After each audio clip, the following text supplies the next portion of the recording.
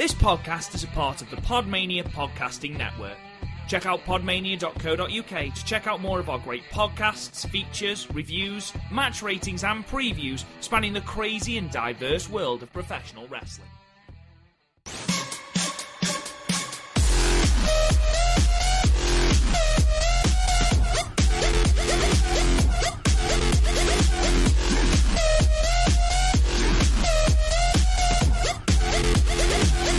Now you're going to die.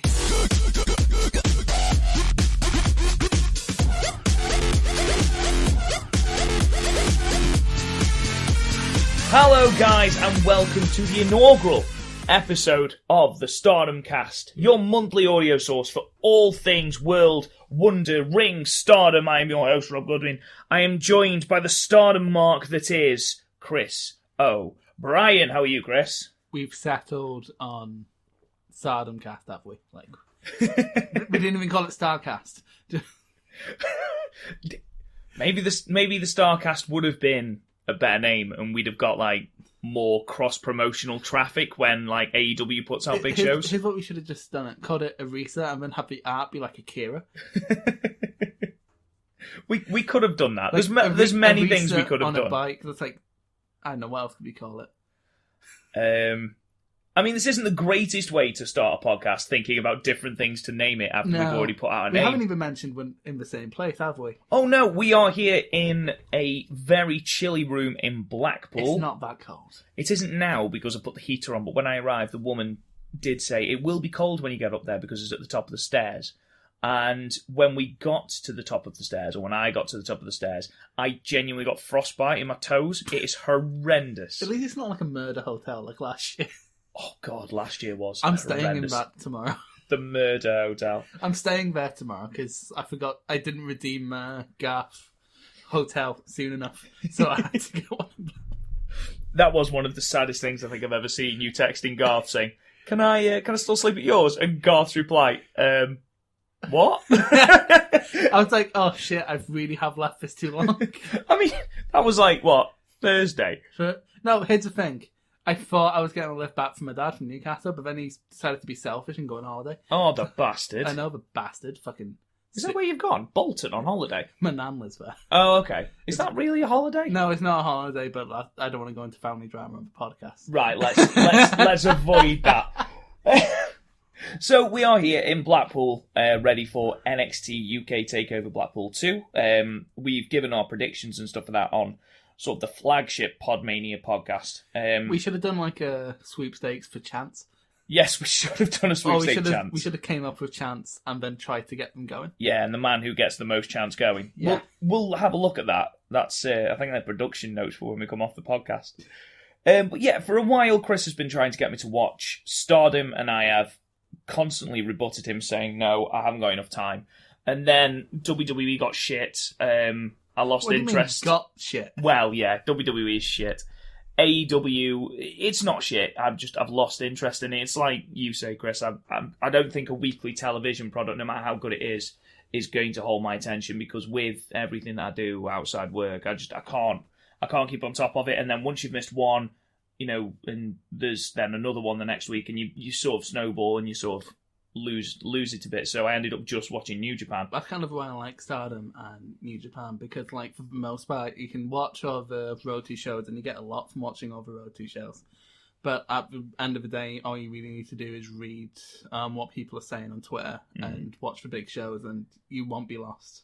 No, and with Stardom, I mean, I tried a couple of matches a few months ago, and with one thing and another I never really got round to sort of following up on that, and then I sort of gave it a go again with this year's Year End Climax, and I was really, really impressed. And obviously, we decided we were going to do a podcast based on it, so I did some research. And what happened was you messaged me going, "How do you feel if we did a Stardom cast once a month?" And I was just like, "I'm hard." I believe my exact phrasing was, "Don't get too excited. Do not get too excited, What Chris." happened, he was like, "Can I have your..." This is on January 4th, and I was like, "Can I have your Stardom login?" And now, in my head, I was like, does he think the January 4th thing's on there? I'm like, the January 4th thing's not on there. He was like, don't make a big deal out of this. I'm like, oh my god! And then Garth immediately made a Stardom friend. Yes, he did. There was a Stardom meme on the group chat. And I was like, oh no, I've been converted. But I must admit, watching this show and a couple of other matches, I am really enjoying it. So, yeah, now, ladies and gentlemen, what we're going to do is this going to be a monthly thing. At least to start off with, whether we decide to make it anything else is up for debate. Depends how shit New Japan get. During Tag League, we'll talk about a lot of stuff. More Stardom, yeah. But at the moment, this is going to be a monthly thing where we'll go through everything, the major things that have happened in that month.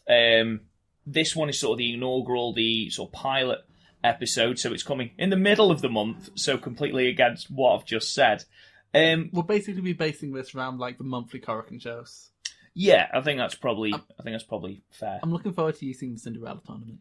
Yeah, I'm looking forward to the Cinderella tournament, to be It's perfectly honest. essentially like the New Japan Cup, except the winner gets a pretty dress, and instead of a title match, a wish. Right. The wish normally manifests. Okay. In a title match. Right, that makes more sense. Like, I'd love it if like Jungle Kiona won, and she, like, I want Jan back. Or like, for example, like, we'll go into this later on, but like Kagetsu wanted Izumi in Oedatai, so like, if, she's not going to win now, obviously, but if she won, and it's like, I want Izumi in Oedatai, and we'd have to do it. So, what I'll do is, ladies and gentlemen, for those who are completely new to Stardom like I am... Yeah, you'd be probably... But everyone's probably really confused. Yeah, I'm just going to read through basically a couple of things to do with Stardom just to sort of give you an idea of where Stardom is right now, what Stardom is, and then we'll go through a couple of... I'll also fill in on like history as we go along. Please do. Please do. Obviously, Chris has been watching a lot longer than me and has got far more of the ideas. I've been watching since... I guess because basically what happened... No, June. Because it was leading up to G1. And it was in that like 3 week span that New Japan had where there's nothing 3 weeks before or after the G1, which in some ways is a blessing. A blessing in disguise, yeah, but definitely. I was like, I need Japanese wrestling, so I was like, I got All Japan World and Stardom World. Watched All Japan once, and then I was like, this Kento Miyahara bloke, really cool. Nothing else interests me. This Kento Miyahara bloke, he does some of the good graps. Yes, he does. He does like the Ric Flair graps. I like the Ric Flair graps. How good Kento Miyahara is not even up for debate. So we need to review those New Year's ones at some point. We do.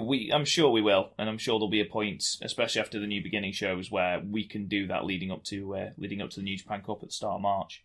But at the moment, then, ladies and gentlemen, Stardom is obviously a Joshi promotion in, according to Cage Match, the Asia region, the Orient. But obviously, it's based in Tokyo, Japan. It's been running since 2011. So basically, it is very, very faction-based. In that way, I suppose it is similar to New Japan. They're more like strict with like the factions sort of mean. Not like how it's sort of like in New Japan, someone can be in Chaos, but like Goto at the beginning of this last year was wrestling like someone in Suzuki Gun, like throwing young boys about. Yeah. But there's sort of a more strict adherence here, like to quickly go over it, Stars is sort of like your white meat babyface, like sort of like we're gonna stick by the rules. This is just we're really just happy to be here, like sort of like your main unit, more like Taguchi Japan than your main unit. Right. Okay. Oedatai is sort of like your Bullet Club / Suzuki Gun, like they're your heels, like they're your through and through heels. Although sometimes we don't take it seriously. See Natsu and Session Moth. Then you have your TCS, which is sort of like your Lij. You have like Hana Kimura, who's like your low-key most over person in the promotion, even if they're not the best workers. And like you have your Konami and Jungle, is sort of like your evil and Sonata, and it all works out okay. And then there's I forgot the last ones. That's really Queen's Quest, who are basically your chaos of like your tweeners. Right. Okay. Now, tell me if I'm wrong, but I believe Stars is headed up by Mayu. Yeah. Kagetsu heads up Oedatai. For now. For now. Well, she doesn't anymore. It looks like Natsu's going to be taking over, which is fucking weird. Hana Kimura heads up Tokyo's TCS. Cyber Squads, and Queen's Quest. Is that Momo? Momo, yeah. Yeah, Watanabe. So, that's sort of the factions. As for championships, the competitors themselves don't really sort of reference the titles, they just reference the colour of the titles. I know, that's the thing. I've been watching for months. I don't know the actual names of the belts, because I'm just like, the red belt, the white belt, the black belts, the multicoloured belts, etc., etc. So currently, these are the champions and the championship. So Chris, stop me if I've got any of this wrong. But the main belt, the red belt, is the World of Stardom Championship, and that's currently held by the face of Stardom, Mayo Iwatani, and she's in a second reign, having just taken the belt off Bea Priestley, who's held it for the majority of the year. Yeah, that fucking... Well, not... It was... She's held it since, like, middle of the year. Kagetsu held it, like... I was going to ask if Kagetsu had held it before. Kagetsu was who Bea won it off, and it was, like, at a Queen's Quest... Every year around Cinderella Tournament, we do, like, the factions organised their own show. Oh, right, okay. And, like, Queen's Quest gave Bea a shot at the title, and she won it. It was really surprising, apparently. This was, like, just a few months before I started watching, so I don't know. I've seen quite a lot of, sort of, obviously we run our the podcast Twitter pages, and I saw quite a lot of negativity around Bea Priestley's run with the title. What do you think? That's fair. Okay. She put on, like, consistent... Like, she was rarely the best match on the card, like, but, like, she was very consistent. She kept getting better, which, like, she got given it quite early on, so, like... When you consider how, like, people forget how young Bea Priestley is because of how long she's been around, but she's younger than Ospreay, and Ospreay's still I'd say a spring chicken. He has a back worse than Garth, but I'm sure I've read somewhere that Bea Priestley's like 23, I believe. Super young, yeah. Which is outstanding, really, considering how much she's achieved in that small amount of time. So the Wonder of Stardom Championship, which is the white belt, that's currently held by your favourite, Arisa Hoshiki. She gives me so much joy. Now, she left Stardom for a while to be... Yeah, she was there at the start, and then she went away. She started a band called... what's it called? She wears the shirt, so I should really remember the name. I think it's Unlimited Dream Navigator, is what... She sings her own theme song. That's such a long-ass name. There's no need for the name to be that long. UDN. UDN, that's fine. That's quite a bad abbreviation. It's like... I'll go through the actual Stardom Championships, and then we'll go through other championships that are recognised by Stardom. So the next one is the Goddesses of Stardom Championship, which is your tag team belts, and they're currently held by the Tokyo Cyber Squad team of Jungle Kyona and Konami. Yeah, I'm glad Jungle has something. From what I've seen, and admittedly it is extremely limited, I've seen a couple of matches leading up to this show, and then obviously she was in the... not six-man. Yeah, she was in a six-man on this show, or six-woman, sorry. Essentially the opener. Yeah, and she's excellent. I've got no issues with that at all. She's a brute. She's basic in terms of, like, it's weird because she's in the LAJ. Like, this is why you can't draw exact power left, but she's sort of like the Ishii. Where she's like the big bruiser everyone loves, but, like, she's never getting the push. No, fair enough. And then we've got the Future of Stardom Championship, which is one of the three belts, in fact, currently held by Utami Hayashishita. The Future of Stardom Championship is it's weird. So it's like anyone below the age... I'm trying to remember the exact ruling. It's like anyone below the age of 20 or anyone who's been wrestling less than 2 years. So, like, less than a year, less than 2 years. So, like, Utami's on the verge of, like, just vacating it. Okay. But, like, we'll get into this later, but Utami's fucking insane in terms of how good she is for how long she's been wrestling. Yeah, and on the anniversary show later on this month, she's going to have an absolutely outstanding match, but we'll get into that in a moment. And then finally, you've got the Artist of Stardom Championship, which is your six-man belts and are treated a damn sight better than New Japan's six-man's belt. It's not hard. Like, we don't even have a promotion, and our six-man belts will be defended more. Oh, God, yeah. Oh, my God. We should create them and then go around Blackpool defending our six-man championship. It's like, pin us, Marks. Oh, fuck! How did we lose our own belts? But the Artist of Stardom Championships are held by Queen's Quest, the team of Utami Hayashishita, Momo Watanabe, and AZM. Azumi. Azumi. Oh, is it just Azumi? Yeah. Oh, okay. I've been calling her AZM. Yeah, like Hazuki at the beginning was his hate ZK. It's a bit weird. I don't blame you for it. Like, because I keep thinking there's no commentary, so you've never heard it out loud. So no, that's a good point. I literally don't blame you. It's just because Stardom Marks will go on. Other recognised championships, obviously, the SWA Undisputed World Women's Championship, which is currently held again. But that's a weird one as well, because it can only be defended against someone of a different nationality.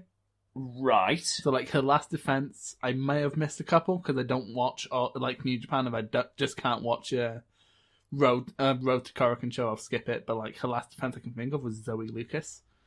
No, I remember that. I remember Zoe Lucas being beaten by it. Fucking, she's useless.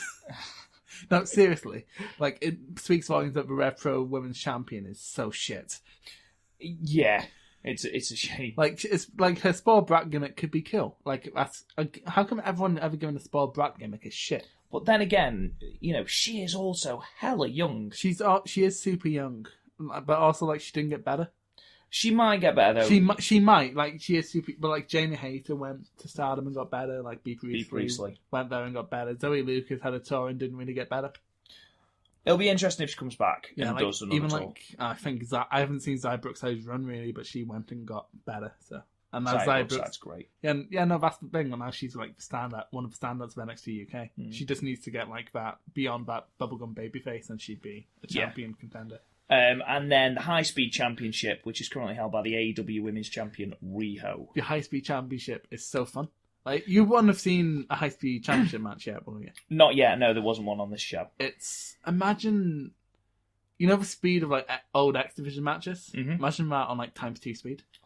But like, they don't do crazy, it's mostly like quick dashes to get a pin rather than like big moves. But it's not like power moves. But like, Hazuki made a rule while she was champion, and it's hilarious. It's like, anyone fast and with abs. That's amazing. What a ruling that is. But the thing is, that didn't, because Def Yama-san beat her for the championship. Well, so that rule clearly didn't hold. When you said before we came on but she's one of those people. We'll get to her. Yeah, I was just going to say, before we came on air, you said I've got loads of questions to ask you about what you think about certain people. That's one. Is one of them? Yeah, okay. Yeah, we'll get on to that in a minute.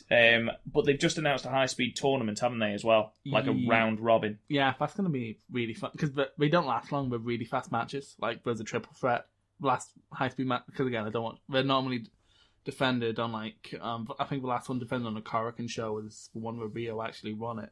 Right. And it was not long, like 7 minutes maybe. Nice. Okay. But the last thing about Stardom, they're much shorter matches than we're used to as New Japan fans. Yeah. Couple more things then about watching Stardom, and this is something coming again from a new fan. Obviously, Stardom World, they have their own streaming service, which is extremely helpful. It's actually a lot easier to navigate than people think it is. No, it's in year, and then you just scroll through the year. Exactly. It's a lot easier to navigate than AJPW TV. We've always had it like that, but New Japan recently got better. We have now years. I mean that, but like because they switched provider, not all their back catalogue is on there, which was like so it was almost a killer for me like a year ago when I first got somewhat interested. Because I was like, wow, I want to watch because it was like Io Shirai, Kairi Sane. I was like, I want to watch that. But then I was like, but really, like, they're not the current product. I'd want to see the current product. So yeah, no, that's fair enough. Although Io Shirai could be the current. Though, yeah, if you are to believe what is being said, Io Shirai might well be on her way back to Stardom for big money. She's missing that good evil dick. Honestly, did not realise that Evil and Io Shirai were engaged. Isn't it like, as soon as you hear that, it's like, that makes too much sense? It makes complete sense, yeah, absolutely. It's like hearing like Sonata was Eddie Guerrero's illegitimate love child. Yeah. Like, he went to New Japan and got frisky with one of the locals. So, on Stardom, where you get to, it's very, very easy to navigate. You go to the year, and then all the matches. The matches are loaded up individually. They are not loaded up in one show, though they are in a set, so it is quite easy to obviously navigate to the next match. Watch next, and it's... Yeah, exactly. Very, very easy. You don't even need to like click the translate button to navigate. No, it's really easy. It's really intuitive, yeah. Something else as well, all the promos and everything are translated into English and have English subtitles. But that is incredibly helpful in working out storylines for a newcomer. Believe it or not, it looked like they were dropping that. They're not doing that now, but like in the middle of the 5-star Grand Prix, it looked like we were about to drop it. And then people were like, well, I'm cancelling, and they panicked and brought the dude back. Because, like, seriously, like, if I just wanted to watch really good matches with no context, I'd just go on YouTube, you know what? Yeah, exactly. You go and watch, All Japan or Pro Wrestling Noah from the noughties. Well, you do. Yeah, that is a good point. And another thing as well, and again, this is going to go one or two ways. Either it will put you off completely, or otherwise it will help you immerse yourself in the match. I find it a bit jarring to start off with is that we don't. It's not just Japanese commentary and no English. You don't have any commentary It used to have commentary. But here's the thing, though. Stardom mostly go for, like, Japanese audiences for live crowds, and then, like, internationally for... I think if you look at Stardom on subscriptions, it could be wrong, but it's, like, almost half and half. Yeah. I mean... like, at that point, like, why bother if most of your fans aren't Japanese speakers anyway? And also, since all the promos are subtitles, you're not losing out on... Apart from, like, maybe move names. Yeah, potentially. But, like, quite frankly, the Fire Pro DLC has helped me. Which, by the way, very quickly, I need to rant about this. The most overpriced for what you get DLC. I still bought it. Obviously, because you're a massive, massive Stardom mark. And I have 860 hours in Fire Pro. And that's just the PC version. I also have the PS4 version. Why do you have both? Because the PS4 version was on sale, Rob. I'd be losing money if I didn't buy it. Idiots. But no, it literally, it's because I have the mod pack on one, and you can't play career mode with the mod pack because it balks your save file. So you can't play Stardom in... No, you can. You just can't play the New Japan career mode. So right. like literally, it was like £15 on PSN. So I was like, well, I'm going to get the £15 PSN version so I can play career mode. Right. So okay. like, cause yeah, a good career mode's worth £15. So. Yeah. All right. You do potentially miss out on that, but then rather than All Japan, who have decided that no graphics at all, no English fans should enjoy this product. No, apparently no one should, because the fucking dude who does what's normally his name? The ring announcer, that's normally his name. He fucking speaks so lowly that you can't hear. You can't quite pick up what he says, no. No, exactly. And to be fair, they also don't put the names in like an English. I know, like in New Japan, it's all like Okada Kazuchika instead of Kazuchika Okada. Yeah. But like so like someone mentioned, I forget his name, but like the Dragon Gate guy who was in the junior tournament in All Japan. Yeah. But we should remember his name because he won. Right, you carry on. I'm going to try and find out. But he was like, "Oh, so you know him?" I was talking to someone I know who likes Dragon Gate. It's like, "Oh, so you know him then?" I'm like, "Wait, what?" I'd Google and say, "Oh, he's Dragon Gate. I don't watch Dragon Gate." It's like, "Yeah, but he was in the All Japan Korakuen show." I'm like, "Oh fuck, I'm so sorry." He's that really good one because All Japan have really bad juniors. Yokosuka. Yeah, there we go. Who's like, so you know him? I'm like, "Oh fuck, yeah, sorry, they have the names in the wrong order, so my brain didn't immediately go." It's like, and I'm not being funny, but if you have like the translation option there anyway, it shouldn't be that hard to flip them. No, I agree. But then again, All Japan have enough problem drawing domestically, so don't blame them for not going for an international market. Basically, what we're saying here is, if anyone from Stardom ever ends up listening to this podcast, we are available to do commentary. Oh, mate, fucking, I finish uni in May. I'm gonna need a fucking job, please. I will do it for pennies. I just need shit on my CV. I think you might need to drop the swearing. I'll tell you what, we'll do it. We'll do it twice. We'll do an over 18s. Because to be fair, when you've watched a couple of Progress shows now, how much more impactful is it when Glenn Joseph goes, "Holy shit!" It is. It's really impactful, isn't it? I imagine someone like Session Moth would be well into that. Yeah, no. As would Jamie Hayter. Yeah, well, yeah, basically all the gaijins. Yeah, absolutely. But fucking Tam Nakano looks like she's never heard a swear word in her life. Yeah, Tam Nakano looks incredibly sweet until she starts kicking you in the fucking head. Oh yeah, but to be fair, Hana Kimura would probably love it because during the 5-star Grand Prix, I do. So during the 5-star Grand Prix, she was like, "Today I'm facing Tam, the shitty little trash panda." It's amazing. So we are here today basically to review the one show really, and then Chris has obviously got some notes on the New Year Stars shows that have been going on at the beginning of January. And then you have the January 4th show. And then I have the January 4th show as well. And we've also got some notes based on what's happened in the Year End Climax, leading into the anniversary show as well. But we're going to go for the Year End Climax 2019, which took place on Christmas Eve, from Korakuen Hall with an attendance of 1,334. That's more than All Japan ever gets. I know, it is. It's a decent run. It's a decent show. Fair, this is like Stardom's more consistent than All Japan. Like, if you look at our ratings, I don't know if you put them up yet, but our ratings from the January 3rd Yeah, the one with Violent Giants. No, that'd be second. The Violent Giants versus Zeus. Yeah, where that card did not pick up until the junior matches started. No, I agree. It was very much a card of two halves. I thought Tajiri could still go. Fuck what I was wrong. Jesus, yeah. No, I agree. But this card as a whole was really good. That's what I'm trying to. It's really consistent. Yeah, I mean the cage match rating at the moment stands at 8.14. That's the current rating. I know when I don't trust Stardom fans with ratings though. Well, there's a couple of things that I take issue with in a couple of these matches, so we'll get into that. That's one with Stardom fans seem to pretend there's no issues with Stardom. I mean, actually, it's they're much like New Japan and WWE in the sense that they are quite predatory with merch because that's where they make most of their money. Yeah, don't get me wrong. I'm pretty sure everyone on there is making a living wage. Well, a wage they can live on, whether it's a living wage is. No, I agree. It's not up to public scrutiny because it's not public, but everyone seems to be living all right. Yeah, that is true. Should we dive into this card then? Yeah. So we started with a dark match, the 6-man tag match. A dark match that was uploaded. Yeah, which was uploaded, therefore completely rendering the need for dark match. It's because it was before the opening ceremony. No, yeah, I agree. Where Hana Kimura attacked the it was amazing. Head of Bushi Road.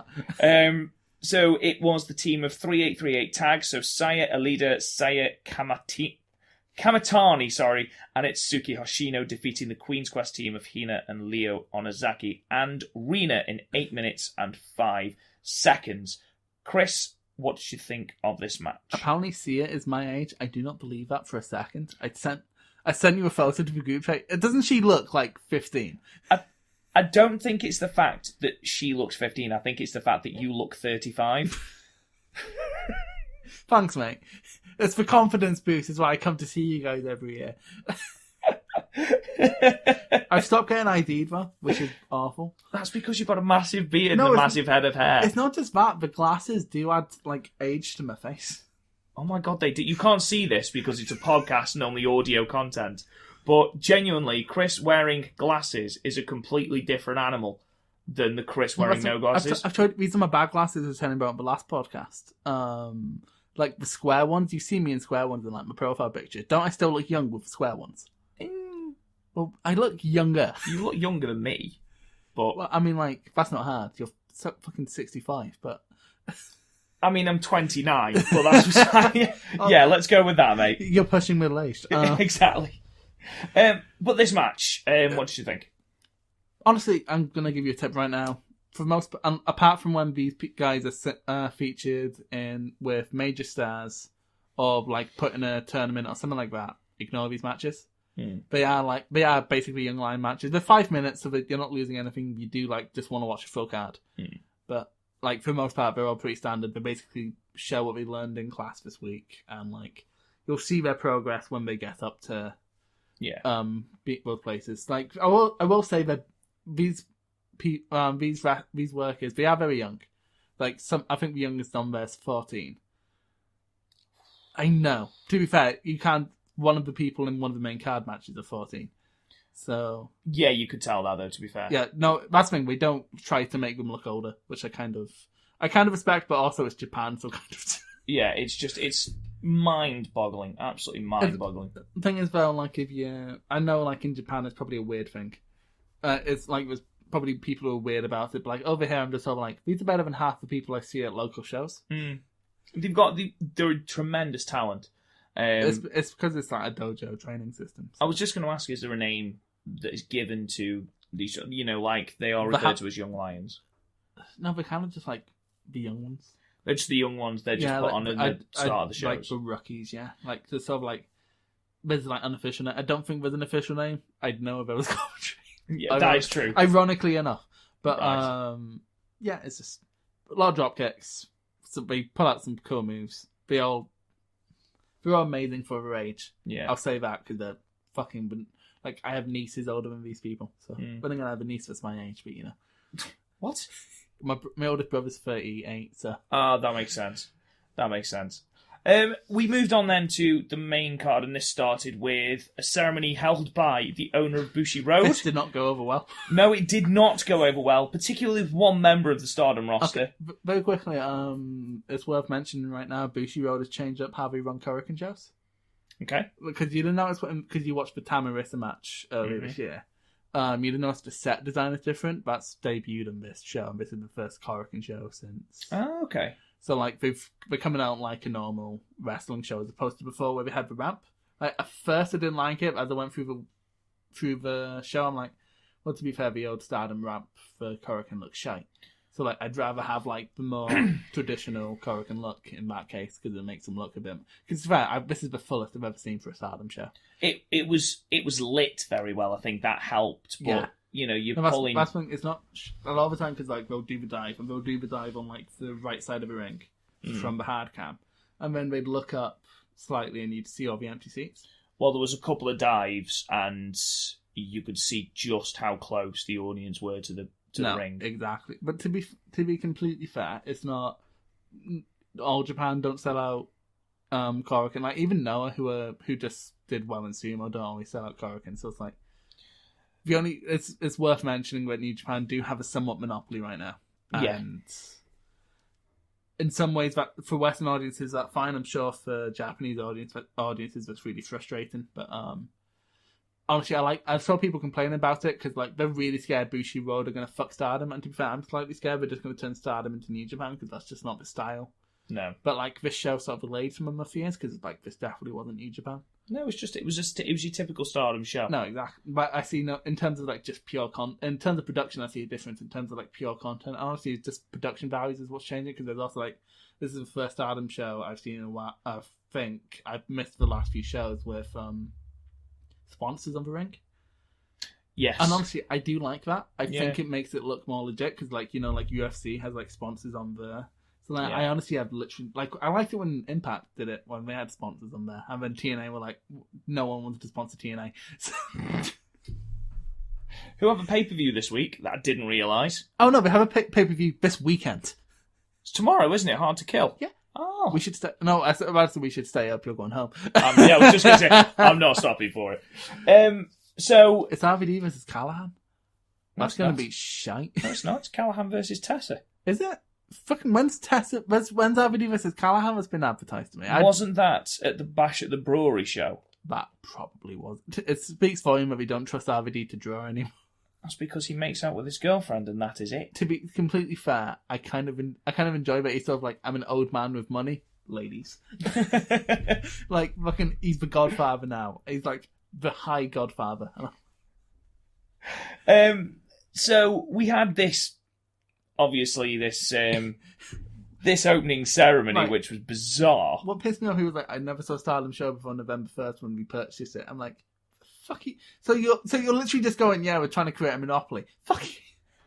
I didn't see it like that. I saw it as a moment where, people are a little bit unsure of the Bushi Road purchase, and they're sort of leaning into that to, get people like Nakamura, who came out to bash this guy in the fucking head, just that little bit more momentum and even build her up even more. I don't think it's... the chances of them never having seen a Stardom match before making this huge purchase, maybe he personally didn't, but like everyone... Like, I was just going to say... Here's the thing, though. In terms of, like we still had the photo ops of Rossi going into the title match. So, like, traditions haven't changed. So, like, honestly, this would be like Bushi Road's big statement, their first big show, and like with the exception of production values, nothing's really changed. So no, nothing at all, and I don't think there will be. There's been rumblings for years and years and years and years and years about an IWGP Women's division, and I think many people are seeing the Bushi Road purchase of Stardom as a step towards that. People seem to assume when you say don't want that, it's because they don't want them in a New Japan product. If Stardom had matches on New Japan, I'd be very happy about that. You can attest to that from when it was announced that they'll be wrestling in Tokyo Dome, and then how annoyed it was when it was attacked. But New Japan can barely book the divisions they have. So I don't want them to add another division on that they went, which they'll then be in the process of not being able to book properly because they're spending too much time on the bigger divisions. Which I don't blame them, but like, look where the junior division is. And I understand like the Stardom roster is bigger, but like they'll get maybe one title match a tour, maybe. That's what I was thinking. I think if they were to create, say, the IWGP Women's Championship was created, and it effectively was just another Stardom Championship, I think it would probably be defended on Stardom shows, and then on maybe you get it on a Dominion, a King Pro Wrestling, and a Wrestle Kingdom. I'd say sure, but like Stardom has too many championships. So like honestly, just have like the red belt defended on like the undercard in Taku or something, and then. I think they did it right this year by it's a match that's not going to be televised, so let's just get our biggest names: Mayu Iwatani, Arisa, Hana Kimura, and then Julia for some reason. Let's get them all in a match and sort of showcase it. We'll get on to Julia. We'll get on to Julia. Anyway, so like Hana came out going, "You don't even follow me on Twitter." He's like, "Oh fuck, do I not follow you on Twitter?"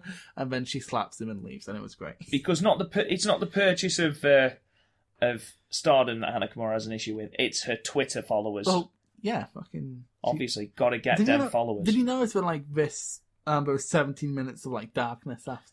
Yes, I did notice. That was a weird formatting error, wasn't it? It was a little bit. It was like someone forgot to turn off the recording I equipment. remember when I first pressed play, I'm like, oh fuck, we have fucking 20 minutes of this. That's what I thought as well. Though, to be fair, I did think when I first started watching it that the Hazuki retirement match was going to be 50 minutes, and I was like, that's bollocks. No. What? No, we just had the ceremony. Yeah, obviously I forgot about the ceremony. But this was followed by the opening of the main card with a 6-man tag team match with Oida Tai team of Jamie Hayter, Session Moth Martina, and Natsu Sumiya defeating the Tokyo Cyber Squad team of Death Yamasan, Jungle Kiona, and Ruaka in 7 minutes and 14 seconds. So, I have several questions about the characters in this match. I'll go on to the most egregious at the end. So, Natsu Sumiya, what do you think? She is the Japanese Martina. That's the thing, she didn't used to be. She used to just be a sex pervert, but then Martina came over and took her out for sesh. And was... It was literally just watching 3 women go out on Christmas night to try and find a decent karaoke bar so they could drunk sing Fairy Tale in New York. So very quickly, Hater isn't always like that. When Hater's in like a serious match, he's a fucking bruiser. You've seen Hater in AEW. So. I've seen Hater in AEW, and I've seen her in a couple of tag matches. Mm-hmm. In Stardom, I've never seen her in a singles match, but she strikes me as someone who could be an absolute beast in that division. When she's older. When she's older, because she is another one who is stupidly young. She had a white belt match against Arisa, which was pretty good. It was, you can tell sort of Jamie's still a tiny bit green, but like you can see the potential in her, which has me really excited. I can see that being... That will be a great match in a few years. Yeah. At the moment, I can see that as being quite a clash of styles. Hater got a surprise win in the 5-star. So you told me about this. You said of all the people to beat Arisa, why have Jamie Hayter beat her? This is before like Jamie Hayter started showing her potential. Yeah. You have to understand, before she came to Stardom, the only exposure I had to her was she got squashed by, I think, Viper on an NXT UK show I went to. Right, okay. So, like, she was a weird one to bring up, because, like, you have a million ICW talents to squash, why not squash one of them? Yeah, and Jamie Hayter doesn't strike... You look at her, she doesn't instantly strike you as jobber. She strikes me as half the girls a match with on Tinder, to be honest. Just terrifying. You know Session Moth. You like Session Moth. I like Session. It's impossible not to like Session Moth. She's just a good time wherever she goes. I once saw her in a match against Viper, and Viper threatened her with deodorant. It was amazing. So Jungle Kiona, isn't she just... She's great.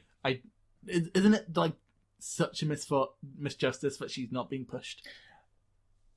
In this match, I mean, it's a 7-minute 6-woman tag. Yeah. So, but those lariats. The lariats were great. She was the best. She was the main part of this match. No, also like her entrance with the gun. I think. Then again, all the main there's like 3 men. It's sort of like in RJ where you have like Naito, Sanada, Evo. Sort of like, and then everyone else around them. Yeah, so you sort of like Hana, Konami, Jungle. Yeah, I thought she was great. Again, it was more about the Oida Tai comedy in this, the drinking, the spitting out all the alcohol onto the umbrella and stuff like that. Deaf Yamas. Right, so do you have questions? Okay, so... Very quickly, during Tag League, Def Yamasan infected Hannah. I saw this. I saw the face paint. I mean, Def Yamasan is a very small person who just shouts, Def! Def! Yamasan Def! And she doesn't even do it in time. No, she doesn't. Don't do the moves if you can't do it in time. She's literally doing this dance routine with her hands and saying death at points that don't match with the hand gestures, and it's all very frustrating. And it takes away from the fact that she's, a semi-alright wrestler. That's one, every time I talk to a Stardom fan before I have to block them because it turns out they're fucking creeps half the time. But no, seriously, I have no problem how hard it is to find a safe space to talk about Stardom. But she's actually a really accomplished Joshi wrestler. I'm like, I don't care what she did in the past. I'm not watching what she did in the past. Honestly, it is. She is one of the reasons that I have to vehemently defend why I like pro wrestling. To be completely fair, the only people I ever need to actually defend my love of wrestling from is my brother, and he's a cunt anyway. So I'm just he literally walked in. I was watching New Japan, and was like faking gay. I'm like, why do you think I like it? That was my two favorite things. Yeah, I mean, there's nothing really to say about this match. It was a comedy match. I liked the umbrella to counter the beer. I did like it was all building towards that, wasn't it? I did like that. I feel sorry for John, because if you look at all the Stardom jokes, are you checking Newcastle again? I'm sorry, I'm checking the Newcastle score because it should, in theory, be full time. We're still 1-1 with Wolves for anyone who gives a shit. Jungle.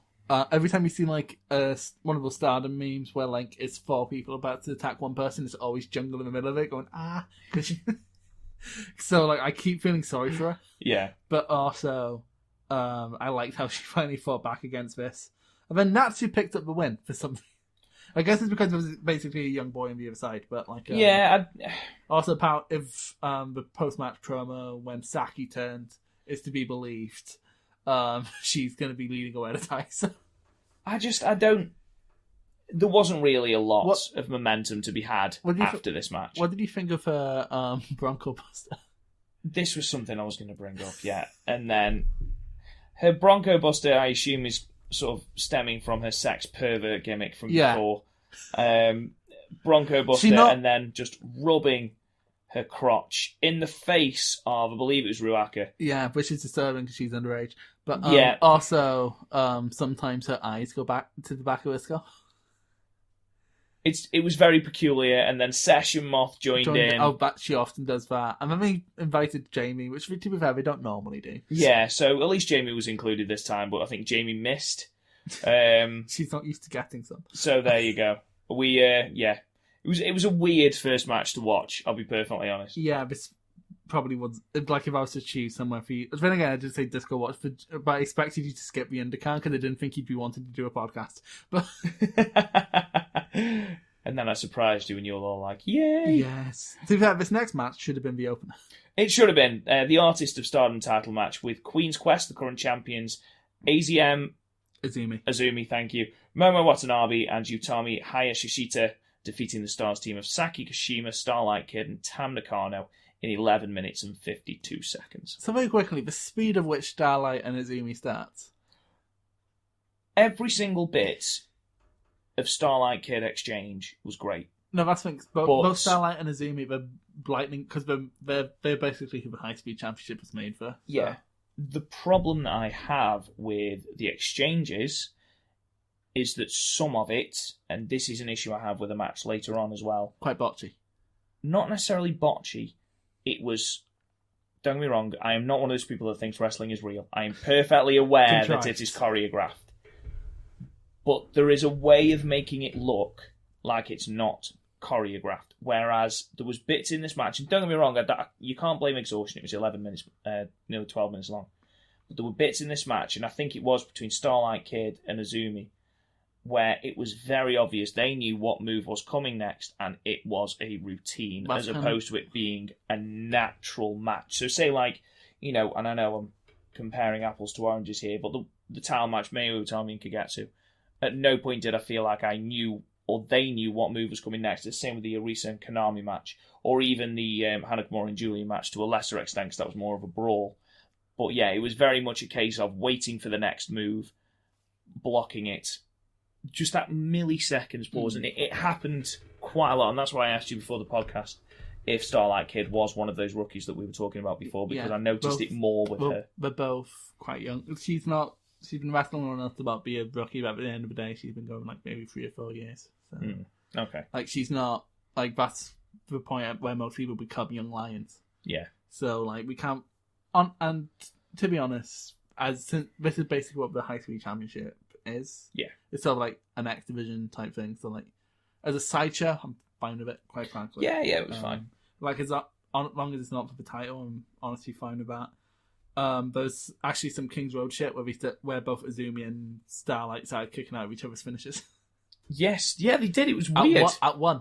Yeah, to be honest, it's because they're paired up in every fucking tag match. I mean, Starlight Kid, you look at how she's built. She's not power game. She's not like, it's not like Masala kicking out one. Or anything. Exactly. Even compared to Azumi, it's not like she is a power game. So honestly, to have her kick out of any finisher at one is very... If Starlight took off her mask and was my 10-year-old niece, I'm like, that makes too much sense. It makes complete sense. When the fuck have you been going to Japan? But, yeah, there's one thing I liked from Starlight in this match, which was the 619 fake out into another 619. Yeah, she tried the 619 through the top and middle rope. Yeah. Missed that, or whoever it was moved. I think it was... she literally just like flopped to the bottom, and she was like, yeah. Yeah, I think it was on Momo, but I could be wrong. And then she obviously flopped to the middle and the bottom rope, did it then.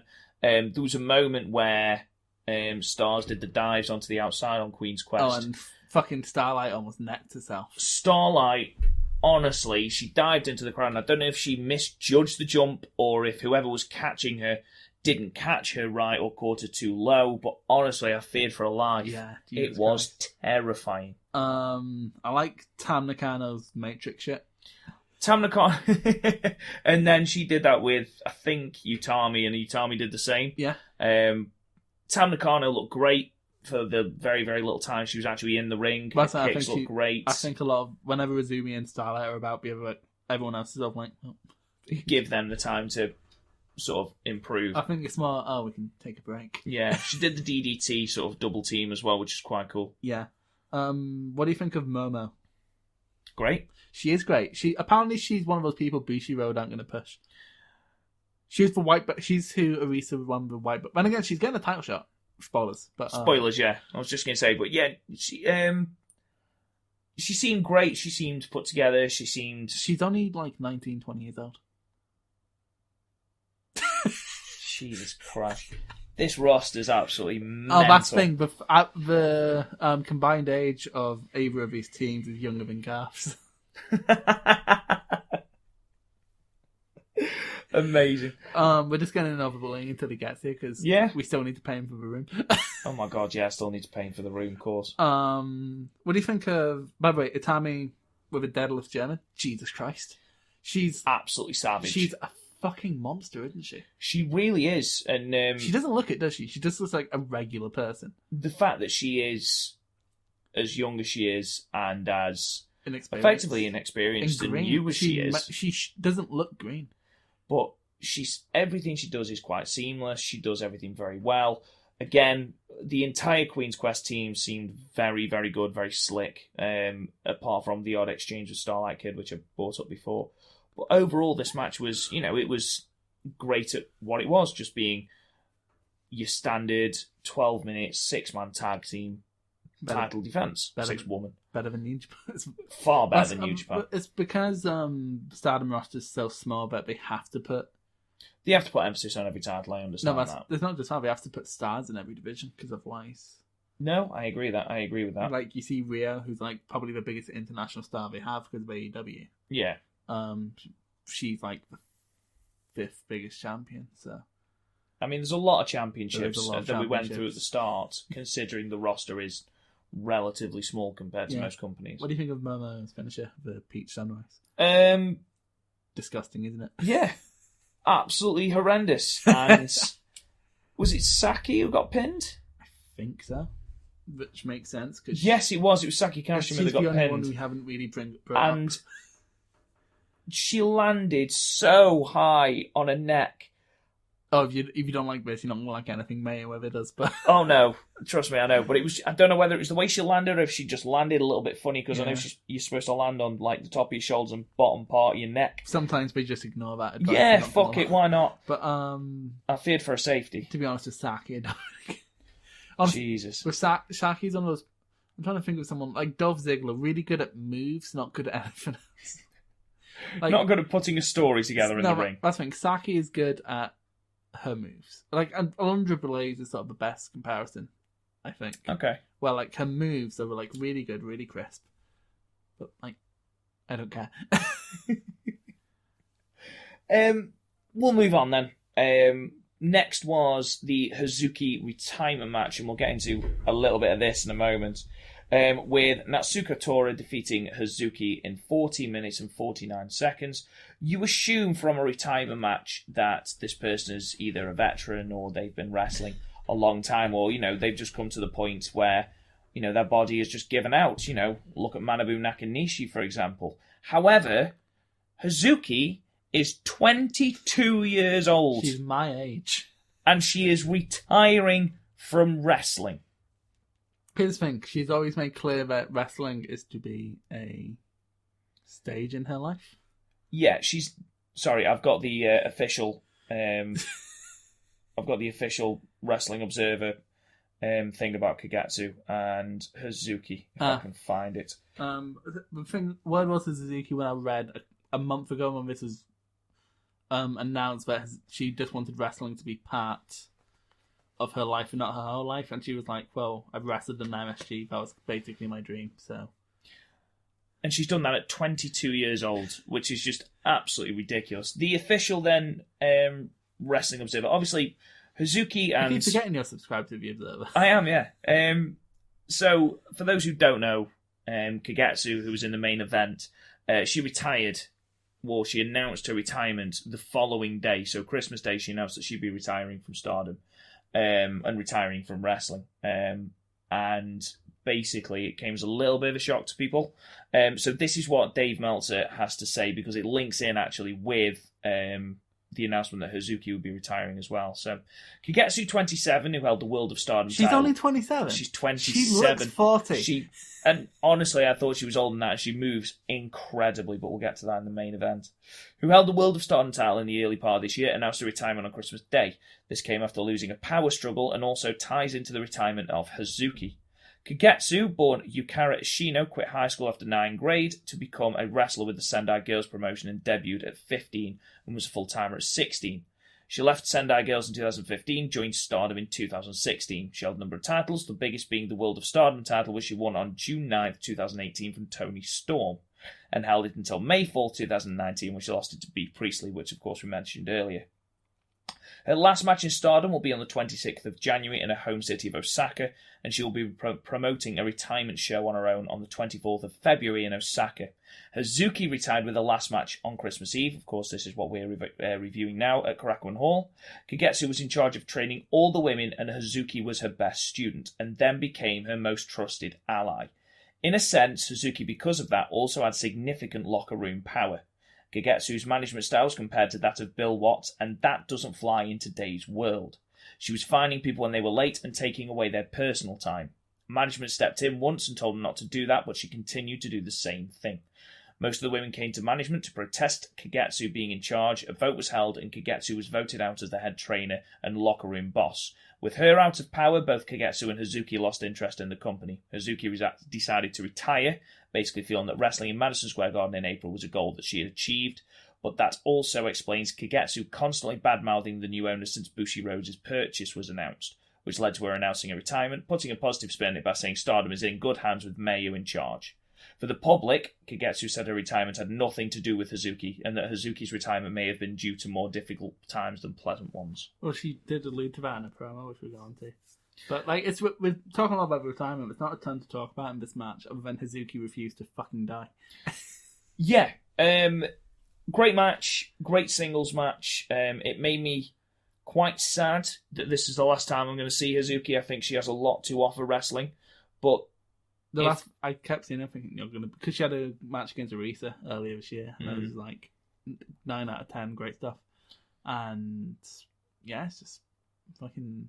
It's like losing me from Podmania. It's like so much young talent. Yeah, you are definitely the youngest and most talented of our podcast hosts. I mean, certainly. Young Lion did used to outdraw your Impact reviews. It did, yes, it did. Perhaps not the wisest thing we ever did. But yeah, I think Hazuki, as she carried on, she was nailed on World of Stardom champion. Yeah, no, that's when white belt was her minimum. So yeah, but fair play to her if she's able to walk away, saying she's achieved a dream and everything. It's a shame if both Hazuki and Kagetsu's retirement has been sort of forced because of... But honestly, with Kagetsu, if she was running like Bill Watts, fuck off. Yeah, absolutely. Honestly, I'd rather... In Kagetsu's case, I'd rather have the loss of talent than the abuse of talent. But at the same time, if Hazuki did get caught in the crossfire, which to be fair, is basically hearsay. Exactly, we're simply just going off what Dave Meltzer's reported there. It's essentially hearsay, and the official word is she just wanted it to be a... And to be fair, she said that a few times before, I believe. So, like, I'm willing to go along with that Freud's argument just for the sake of ending it. I'm surprised. I'm both surprised and not surprised for Hazuki one. I'm more surprised for Satora, who's sort of like... Who very clearly could not keep up with Hazuki. No, there was points in this match where Hazuki was clearly the stronger competitor. I was going to ask you why Tora was chosen as the last match for Hazuki. I still don't know. I didn't watch Overroti, so I couldn't tell you. Fair enough. She actually had a match in Shimbaka. I keep forgetting. It's like the one just outside Tokyo. It's basically the Stardom Arena at this point, and she had a match against most of the Stardom roster in a 1 minute match each. God, it was absolute. It was weird. Yeah, like Oedetai started fucking with her. Like that they got like the bit of elastic, pulled it halfway up the arena and let go. Oh no! Yeah, I did see that. Disgusting. Yeah, this is fine. Like the ceremony afterwards, Bushiroad rearing will eat the fucking heads, not licensing the fucking retirement music. Jesus Christ! It's not it's just a fucking Bushiroad thing. Apparently, it's not. It still does not beat Chris Jericho not being able to use his own fucking band's music. Yeah. No, like, that's ridiculous. You're telling me Jericho doesn't have some pull with his personal exactly. Shit? Yeah, the time it only went on a while. I did skip through it. The only real notable part is a crying child. Yes, Hazuki apparently had a big influence on this child. I'm going to assume it's a younger brother or something. Yeah. But it didn't actually say.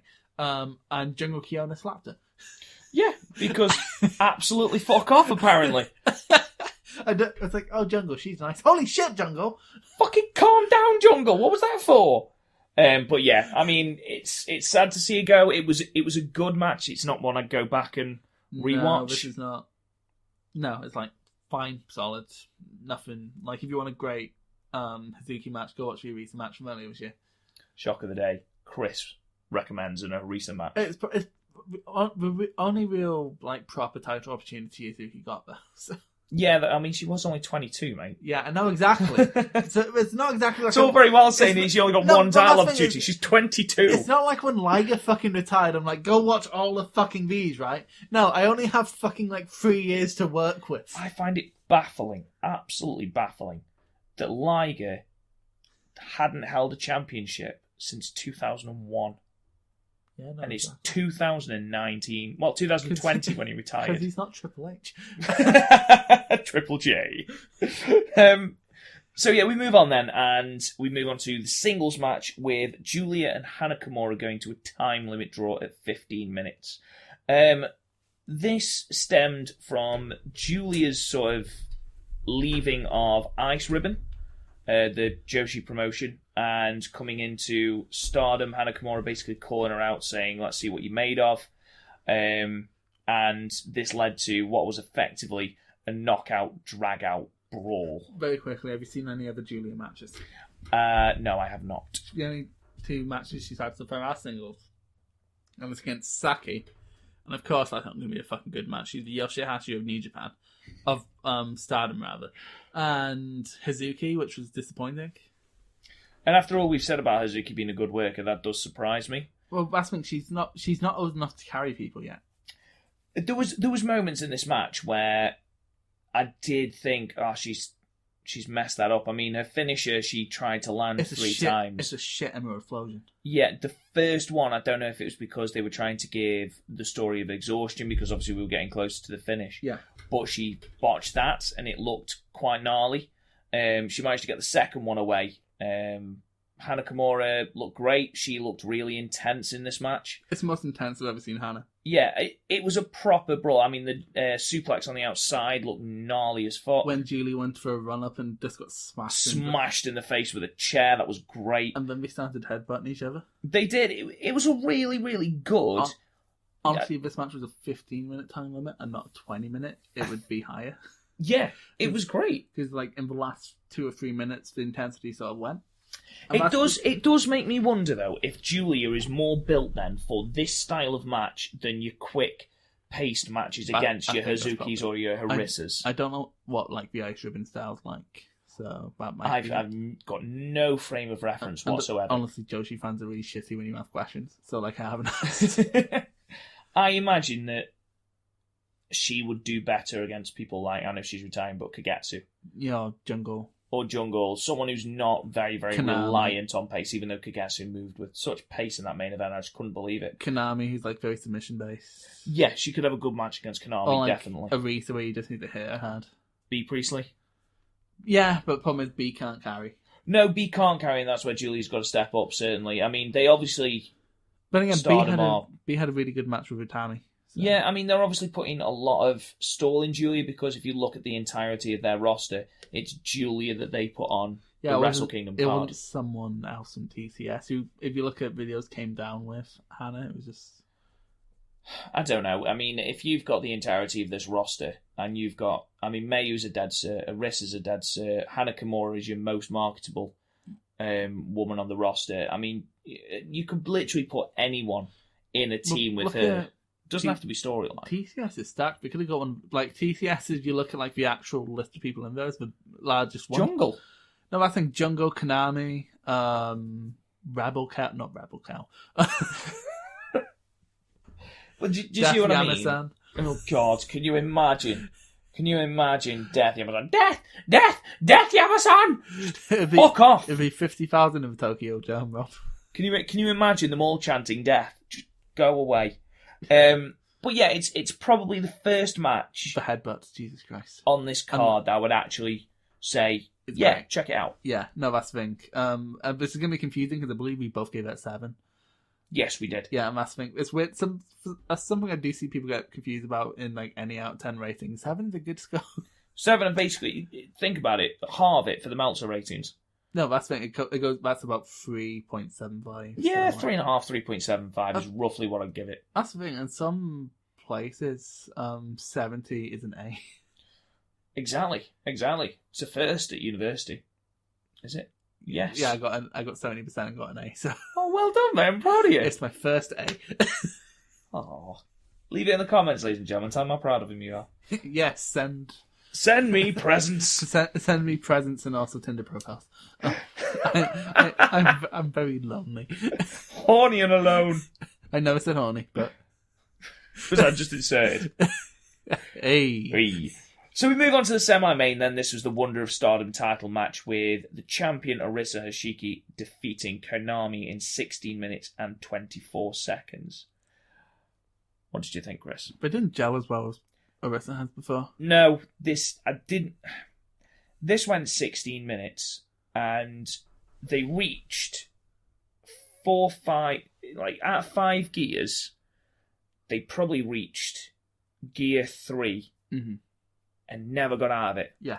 And I don't know whether if this is because Konami spends so much time in charge, and she, as we've discussed, is very submission based. But and I don't want to keep comparing this to New Japan, but as it's the promotion I'm most familiar with, if you look at the Zack Sabre Jr. match, when Zack Sabre Jr. is in charge, there's something about the way he does it, there's something about the charisma, there's something about him that means it's not boring. And I don't want to say that when Konami was in charge of the match. Konami's had really good matches. Yeah, and she is a very, very good wrestler. I enjoyed this match. If we're going to make a New Japan comparison, it has to be Sanada for Konami.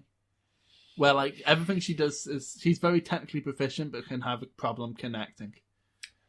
Because, like, you have to admit, up until recently, Sanada had a massive problem with connecting. Yeah. Oh, yeah, 100%. Especially with a Western audience. Yeah, no, exactly. No, that's the thing, because they sort of have the same problem. They both do what they do so perfectly, but, like, they don't have any emotion on their faces. It's just what they do. Yeah. I call it the Randy Orton problem, because, like, whatever he does... Like, everything he does is slick as fuck. But at the same time, he's clearly not impressed with himself, and he sort of need an element of that in wrestling. So, Yeah. like, it's kind of that problem. To be honest, I don't think this is bad, because you're not going to believe me. Well, you probably will, but like Arisa's had so much more better. Shock of the day, Chris says Arisa's had better match. She's my favourite in the fucking promotion. Chris, we're not calling it the Arisa cast, I've told you. Just calm down, buddy. No, they were having two very different matches. It's the best way for me to describe as soon it. As we get out the submission, and Arisa's kicking the shit out of her. Which, to be fair, is the best part of this match. Yeah, I mean, Arisa's kicks are absolutely horrendous. Like, they look great. That's one thing I like about Stardom is that they can lay in a lot more because they're smaller, so it hurt. So it's like not like, for example, if Kota Ibushi's and Arishi's kicks are very different. Kota Ibushi's look more work because they have to be. Because if Kota Ibushi accidentally just kicked someone, he'd cave their ribs in. He'd kick their ribs out through their spine. No, exactly. Whereas Arisa does it, it's just going to hurt them a lot. Yeah, no, it's sort of like the Walter thing where she kicks them really hard in really safe places. Apart from when we kick them. Apart from that. Apart from the head. I mean, Konami just constantly worked the neck, didn't she? Yeah. And then obviously just kept attempting to lock in the finishers.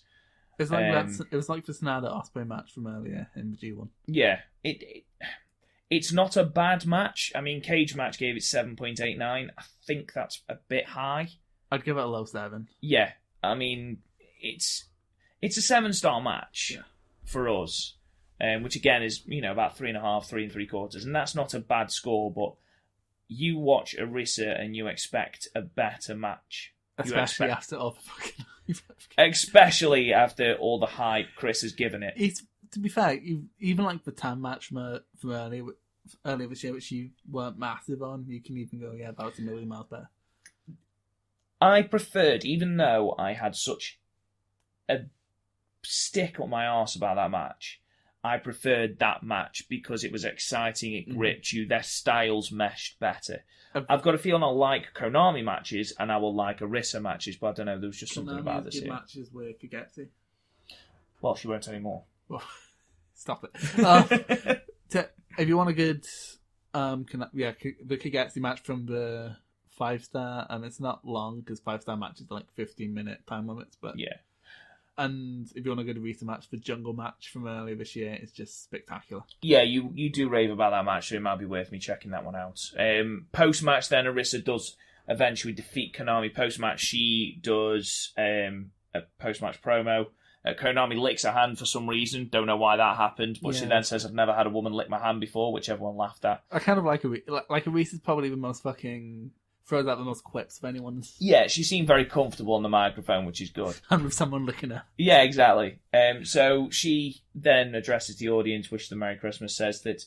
and this was an interesting way of doing this. I like this. I'm going through all the people that defeated me in the 5-star Grand Prix. I like the fact that it's her challenging them. Yeah.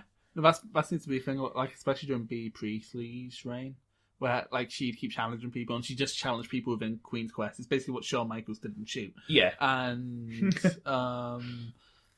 but then, like, as soon as someone else challenged her, which was May, she lost. I think that's quite cool. Yeah, it's a nice storyline that you can go back to. She challenges Utami Hayashishita. I liked how she was like, she had, 6 titles in 2 years? A fucking brat. Yeah. I did think it went from 0 to 100. It was quite funny. She's gone from quipping about people licking a hand to calling Utami a fucking brat, which I thought was great. It was absolutely amazing, yeah. So yeah, we've got obviously the Arisa Utami match set up for the anniversary show, I presume.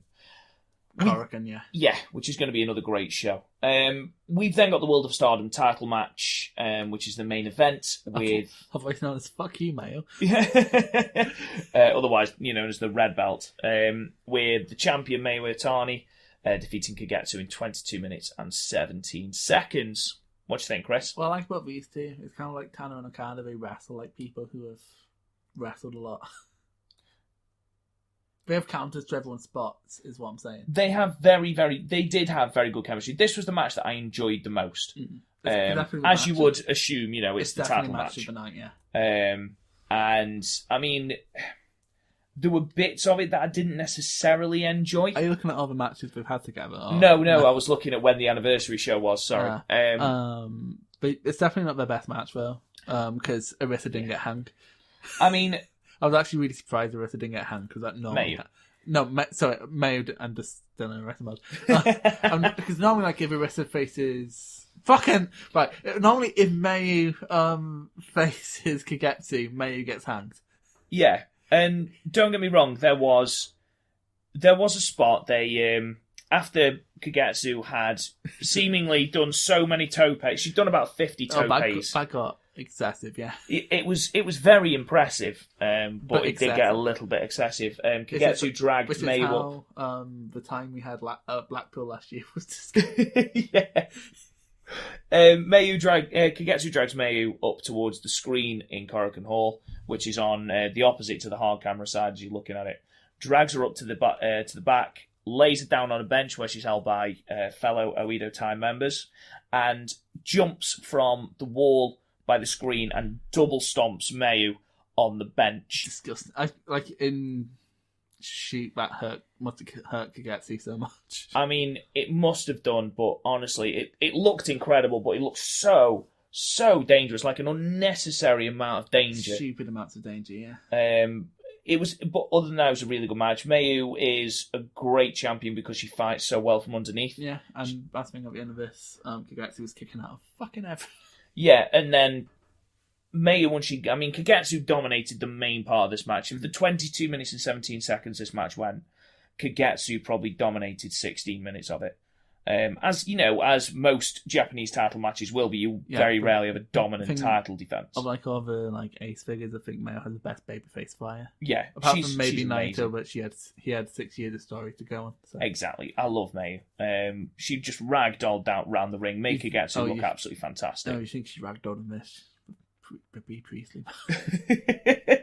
That Bea Priestley match, Bea Priestley botch. I will never forget that, because despite the fact it was uploaded to Stardom Mode a week later, I thought she was dead. Yeah, still to this day you think that she's dead. I'm not convinced that May was alive, to be honest. I think that's why they're bringing back Ian.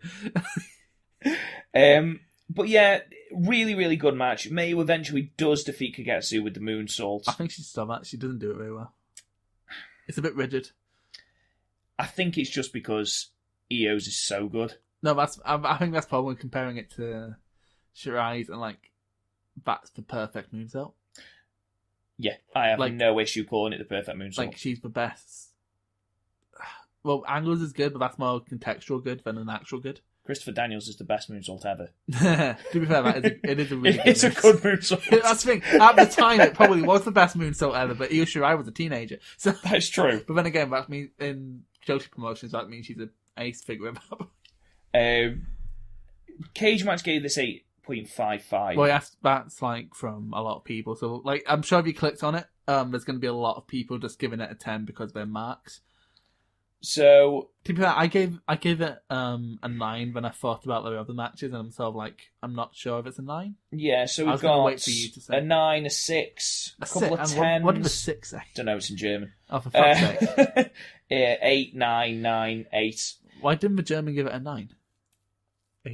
Wee. Language joke. That'll be a 0. There was...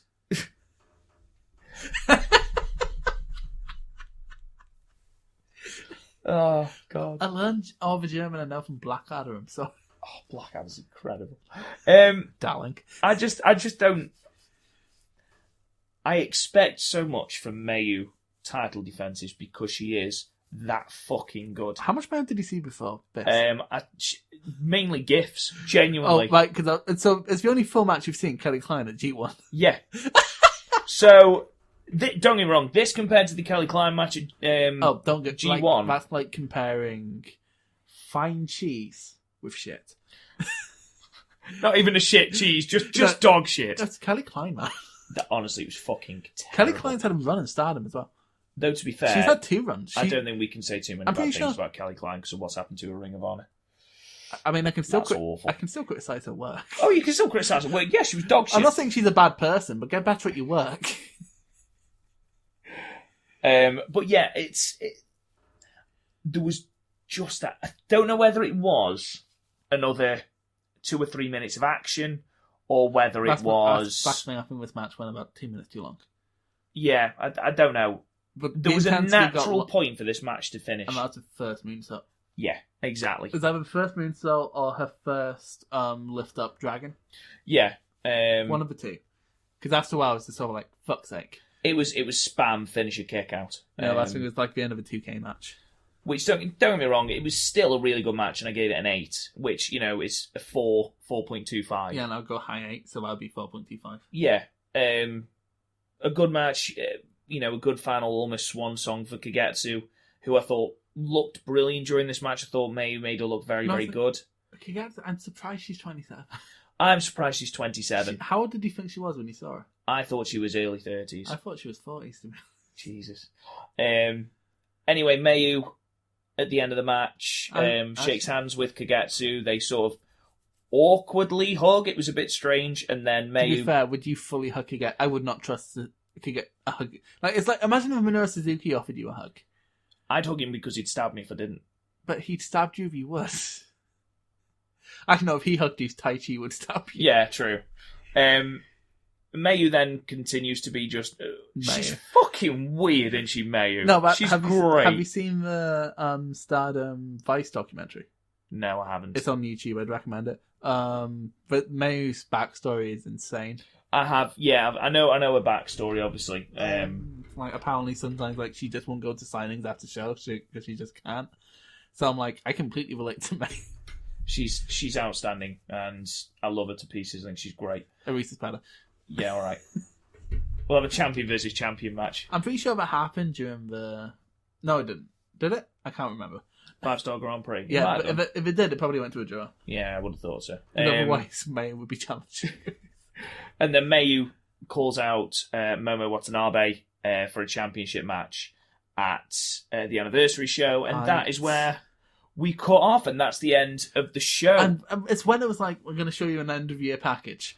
We cannot show end-of-year package because we do not have the rights. What the fuck? Yeah, how do you not have the rights to your own end-of-year? It's owned by Samurai TV, who owns New Japan. Who runs New Japan. Baffling. What the fuck is going on? Absolutely baffling. Bushiroad rearing its ugly head.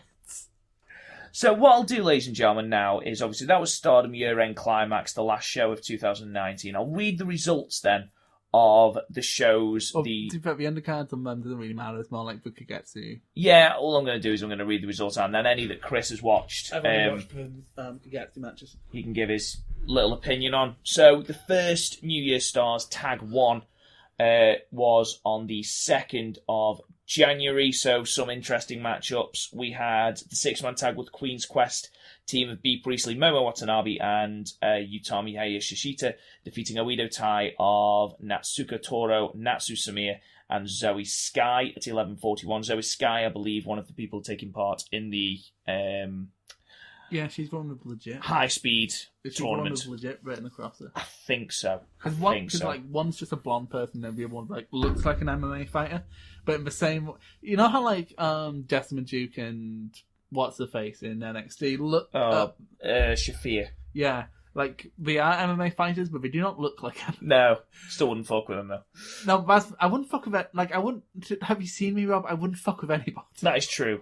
You like a big cuddly teddy bear, aren't you, mate? To be fair, once someone came up to me in Opium in Edinburgh, there's a punching machine at the back, like next to a ping pong table, and like me and my friend were just standing next to there because the jukebox is there, and like we're music business students, so we obviously have the better taste. Obviously, I say that we were putting on this charming man to get our Morrissey on. Oh but, God! So we were standing there, and this dude, like 5'8", maybe, like so, like your build but Garth's height, and came up to me and went, "I bet I could take you, mate." And I was like, "Yeah, you probably could." Like I was pissed and annoyed at this point because my ex decided to text me, so I was like, "Yeah, you probably fucking could." And he's like, "Oh," he came up to hug me. He's like, "You're a gentle giant." Oh. No, actually, last year in Blackpool, someone came up to me and was like, "I could fucking..." I don't know what I'm trying to do with Scottish accent. I was just going to say, I love the fact that considering you're Scottish, you can't do a Scottish accent. Like, he came up, it's like, I could fucking take you. I'm like, he was 13, I'm like, fuck off. And he did. Yeah, again, we've then got a tag team match between Andres Miyagi and Julia defeating Oida Tai of Jamie Hayter and Martina at 7 minutes 38. I think that could probably be Julia's thing. Like a tag team wrestler where she was with Andras? Say again, sorry? Who was she with? Andras? Andras. Yes, because she just got kicked out of Oida Tai. There you go, that one it's makes funny, sense. because all the Oida Tai DLC characters from the Stardom pack are now no longer in Oida Tai. There you go. Even Stardom. The semi-main was billed as Kagetsu's Road to Retirement Match 1, Last which one, was Azumi Azumi. and Kagetsu defeating the Stars team of Mayu and Starlight Kid. They should really just start writing it as Azumi. They really should. It's extremely confusing. Now, that's the match you watched, I believe. That's the one I watched, yeah. It was really fun. Some really fun spots. Of course, anything with like Starlight and Azumi is just fun to watch in principle. Yeah. And again, same with Mayu and Kagetsu. And there's some slight story behind this, because Kagetsu's been trying to get Azumi into Oida Tai to the point where Azumi was the first pick in the Stardom draft. I voted for the Stardom draft. Yeah. Which I wish New Japan would do, to be honest. It would be amazing, wouldn't it? And so during the Stardom draft, and actually because like the person who loses the draft match, that traction gets disbanded. So come April, then we are going to have one of the factions It's disbanded. essentially relegation. Yeah, that's probably what Julia's brought in for, was to. Well, not always. It's just that we had like 5. We had like 6, and we normally have 5. So okay. And at the moment, there is only 5 factions. Isn't yeah, there? so because we had like Jan, the precursor of Tokyo Cyber, and then like the others. Yeah. It's actually quite a nice little story because Jungle gained Hannah's respect in that match. Jungle was first draft pick to Tokyo Cyber Squad, which I thought was nice. There you go. But anyway, yeah, this was fun, and like Kagetsu's always wanted to go over Azumi, and there was fun backstage because she was just like, Azumi was like, "You still owe me 500,000 yet?" It's like $500. They actually put how much it was in dollars above. And then that was main evented by an 8-woman tag team match between Tokyo Cyber Squad, the team of Death Yamasan, Hana Kimura, Jungle Kiona, and Konami, defeating Seiya Kamitani and Stars, so Arisa Hashiki, Saki Kashima, and Tam Nakano at 14 minutes and 39 seconds. I think in a couple of podcasts you're going to be in love with Death Yamasan. I doubt it, mate, if I'm perfectly honest. I highly doubt it. So then we go to the 3rd of January, and this is from Shinkiba again, the first ring, and attendance of 453 people. Which is more than All Japan normally. I was just going to say, yeah, it is. It's not a bad one, that. It's not a bad attendance there. Because it's a tiny place, isn't it? Oh, yeah, no, it's... Yeah, it's like... Is that where... that's not where All Japan ran some of their Royal Road tournaments. You would know more than I did, but it is very small. It's all really dark as well. Right, well, we're going to have a look in a minute. Anyway, on this show, again, mainly tags. We had just a couple of the matches. The last 3 matches, we had a 6-woman tag team match. Tokyo Cyber Squad, Death Yamasan, Jungle Kiona, and Konami defeating the B. Priestley and Oida Tai team of Jamie Hayter and Martina at 8 minutes and 50 seconds. The semi-main, which was a 6-woman tag team match with Queen's Quest, Azumi, Momo Watanabe, and Utami Hayashishita, defeating the Stars team of Arisa, Seiya Aida, and Tam Nakano at 11 minutes 43. And this was main evented again by Oida Tai, Hana Kimura going back to Oida Tai just for the one match. She came out in her Oida Tai get-up as well. I did see that, and I thought that was a really, really nice nod. It was a nice touch, but also... but you're going to see like no contact Stardom come up, and you think, don't follow that. Okay. Because literally, like, they just go, oh, but what if these guys have porn? I'm like, I don't care. I really don't care if these people. I just want to watch wrestling. That's all I want. I just want wrestling. I want my porn and my wrestling separate. Is that too much to ask? But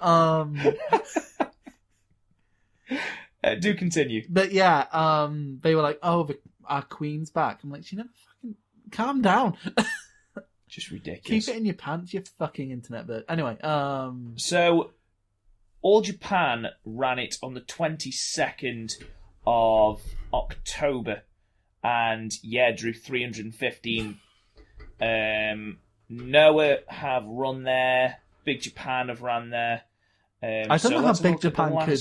I don't know how Big Japan could fit all their gimmicks in there. To be honest, it's true. So Noah ran that on the 14th of December and drew 350 people there. So yeah, to be fair, it's basically Stardom's main hub. Yeah. So. Oh, no, it wasn't the Royal Road I was thinking of. All Japan did that show that streamed on YouTube, the fans Thanksgiving one on the 17th. Yeah. That was on the 21st. Sorry, that's where that was. That's the thing. It's such a 375. It's such a Stardom arena for me that I can't imagine. You know how you can't imagine. I guess I can't imagine like All Japan being in Sumo Hall. Despite that, they probably have ran there. Well, they used to run there all the time. Whereas Budokan used to run all the time. Sorry, Budokan, yeah. I'm sure they have run Sumo Hall at some point, but like I can't imagine it because it's just such a New Japan venue for me. Just a couple more interesting attendance figures from Shinkiba First Ring. Big Japan ran it on the 5th of January, so literally a couple of days after these shows, and drew 139 people to the Strong Kingdom show. Very quickly, is there any death matches on that show? I didn't see, but they did the Deathmatch King Death, which was run on the 4th of January, so the same day as one of the other Stardom shows, and they had a Fluorescent Light Tubes death match, a Gadget Board and Lemon and Alpha death match, and a Scaffold death match. Can we watch Big Japan at some point? We can watch Big Japan while we're waiting for Garth. We're just going to put on a highlight video. But yeah, sorry, like I was saying, the main event of the show on the 3rd was a tag team match with Oida Tai, Hana Kimura obviously coming back in her original Oida Tai gimmick, just for the one match, and Kagetsu defeating the Stars team of Mayu Iwatani and Saki Kashima at 14 minutes and 25 seconds. So yeah, that brings to a conclusion our sort of Stardom in review. We hope you've enjoyed it. This is hopefully, like I say, going to be a monthly thing where we go through the month of Stardom and pick out the matches from each, from basically each show.